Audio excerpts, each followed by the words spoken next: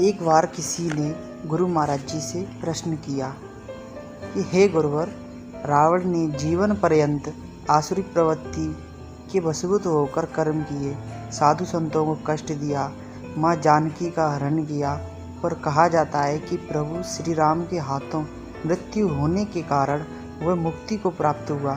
क्या यह सत्य है? महाराज जी ने अपने उत्तर में कहा, कदाचित नहीं।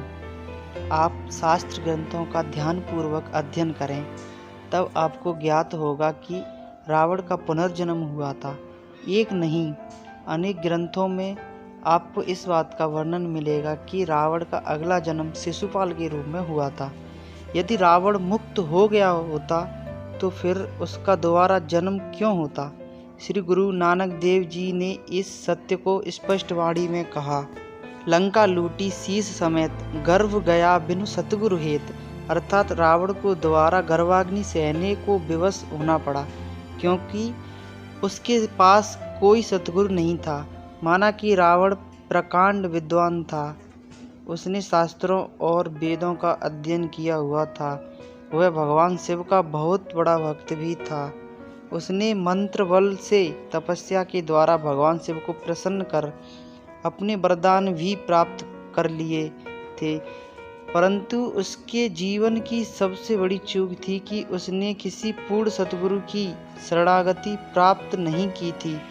यही कारण है कि वह विद्वान होते हुए भी अज्ञानी रहा, दिशाहीन जीवन व्यतीत किया उसने।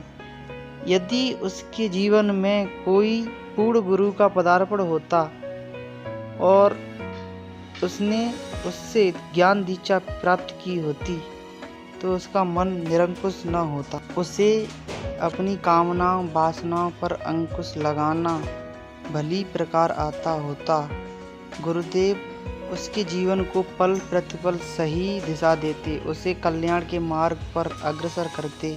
वह केवल शास्त्रज्ञ या विद्वान न रहकर अनुभवी ज्ञानी बन पाता।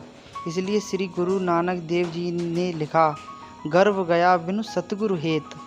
अतः 84 के चक्कर से छूटने का, भवसागर पार करने का, गर्भाग्नि से बचने का, मुक्ति का मात्र एक उपाय है, सतगुरु से ज्ञान दीक्षा लेकर उनकी आज्ञा में जीवन यापन करना।